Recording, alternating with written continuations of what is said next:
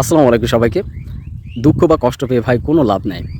সারা বিশ্বের ব্যবসায়ীরা তারা কি করে, এই রোজার মাসটায় প্রত্যেকটা জিনিসের দাম কমিয়ে দেয়, যাতে রোজাদাররা খুব সহজে এবং স্বাভাবিকভাবে জিনিসগুলো কিনতে পারে। আর আমাদের দেশের ব্যবসায়ীরা কি করে, এই রোজার মাসে প্রত্যেকটা জিনিসের দামই ডাবল করে দেয়। ঠিক আছে? এবং তারা বোঝাতে চায় যে বিশ্বের অন্য দেশের যে ব্যবসায়ীরা আছে তারা কি করে, তারা হচ্ছে ১২ মাসের ভিতরে ১১ মাস তারা প্রফিট করে, আর একটা মাস তারা হচ্ছে ছাড় দেয়, সেটা হচ্ছে রমজান মাস।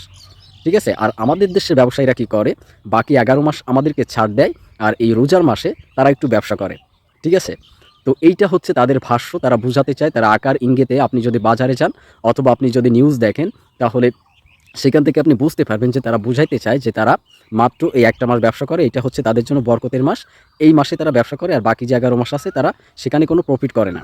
তো এই জিনিসটা কিন্তু সকলেই করে না। এইটা হচ্ছে ম্যাক্সিমাম যারা অসাধু ব্যবসায়ী আছে তারা এই জিনিসটা করে।